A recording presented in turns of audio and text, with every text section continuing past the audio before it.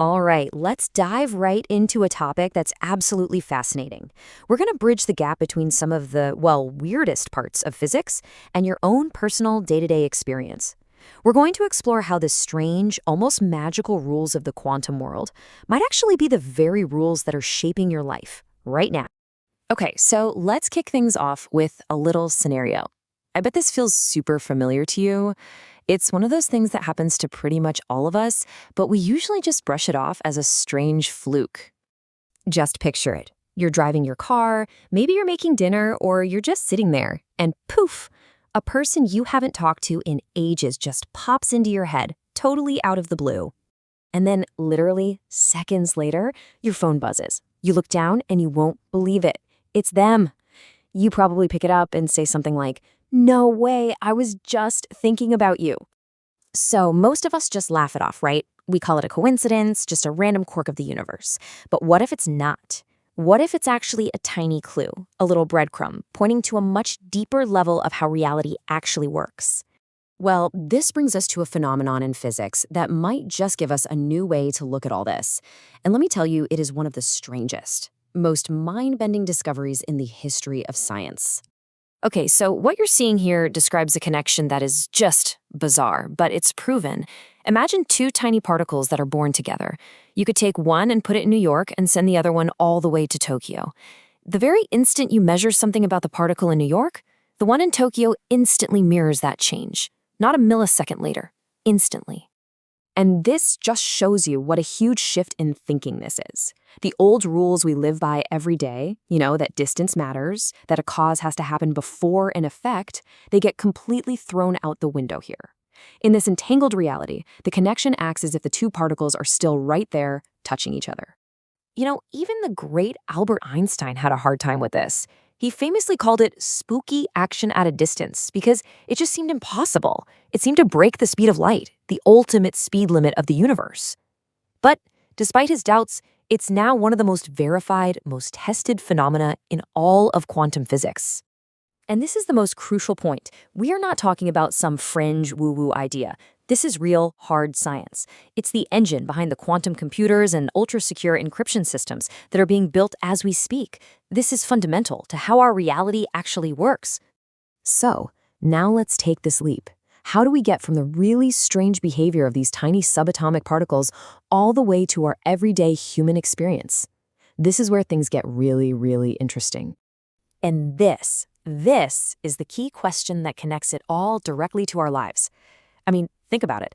If entanglement is a fundamental property of reality at the smallest levels, and we are made of that exact same stuff, well, doesn't it make you wonder, could we be part of this interconnected web too? The idea here suggests that we should maybe stop thinking of humanity as, 8 billion separate people running around. Instead, picture us all as a single massive ocean. Each one of us is just a drop of water within that one ocean.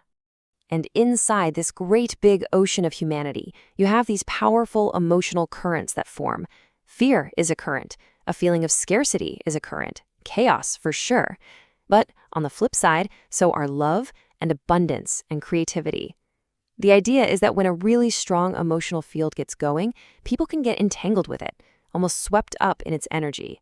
So if we are exploring this idea of swimming around in an interconnected field, how in the world do we navigate it?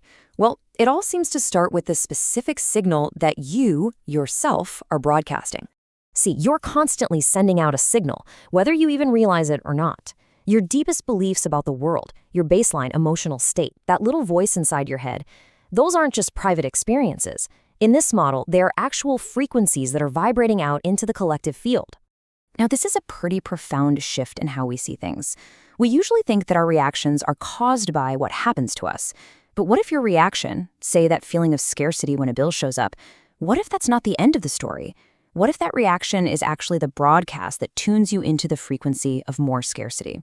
So the whole point of this theory is that by consciously choosing and then stabilizing a new internal signal, a feeling like gratitude or wholeness or abundance, you stop getting pulled around by those old negative currents. The idea is that the field, reality itself, can then reorganize around your new broadcast. Okay, this all sounds great in theory, but how would you actually do it? Let's break down a super simple, practical experiment you can try for just 24 hours to start intentionally shifting the signal you're sending out. All right, it's a simple three-step process. First, just become aware of the old signal. What's that one negative thought that keeps popping up about money or your relationships? Step two, recode it. If the old thought is, I can never seem to get ahead, your new recoded thought could be, life is always orchestrating amazing opportunities for me. And finally, this is the most important part, embody it. Actually spend a few minutes feeling the feeling of that new reality in your body. Because in this model, emotion is what makes the broadcast strong.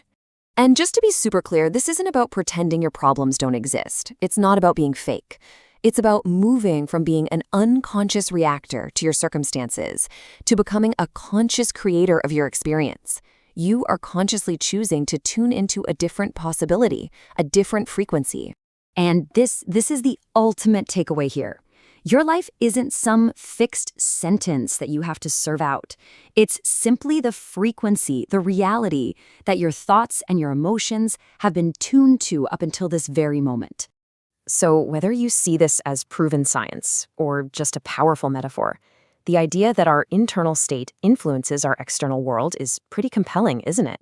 The patterns, the synchronicities in your own life, they could be seen as expressions of this entanglement.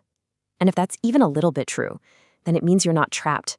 The power to change the channel is and always has been yours.